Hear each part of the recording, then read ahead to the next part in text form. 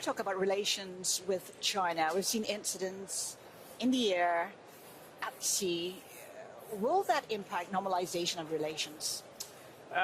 We have sought to stabilise our relationship with China. And again, if you take a step back and look at what's happened in the last 2 years, big steps have been taken forward. You know, we went for a period of a number of years where there was no ministerial contact between Australia and China. That changed 2 years ago when I had my meeting with my Chinese counterpart, which was the first meeting at a ministerial level between our two countries in 3 years.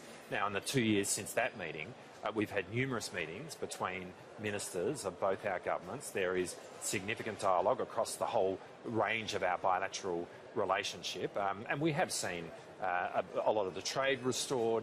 We've seen a stabilisation of the relationship. Now, you know, there are tensions, there are security tensions that we have, where there are security anxieties that we have.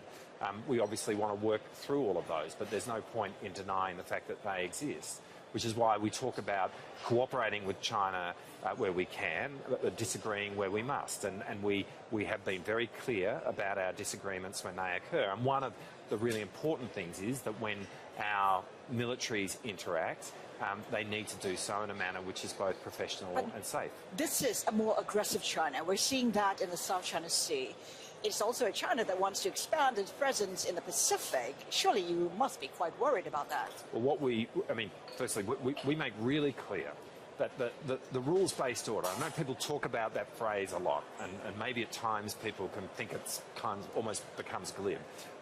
But the rules-based order has been profoundly important for the maintenance of peace and security in the East Asian time zone, in Southeast Asia and Northeast Asia, and it's been upon that bedrock that we've seen such enormous economic advancement of this region, very much to the betterment of China, to the betterment of Australia.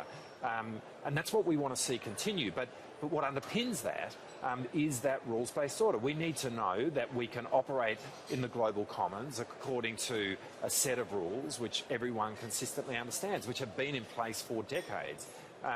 You know, we call on China, but we call on every nation to engage in that way and to maintain that rules-based order. Now, when we have our Navy operating in the South China Sea and the East China Sea, all we're doing is asserting that rules-based order. We're operating in accordance with international law, and we understand that in that process we'll interact with other militaries, particularly the Chinese Navy. But those interactions must be professional, they must be safe.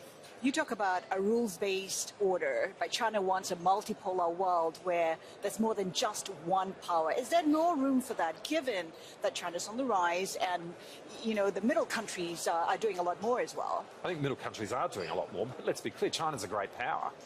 No one's denying that. America is obviously a great power, but China is a great power. And we clearly see that.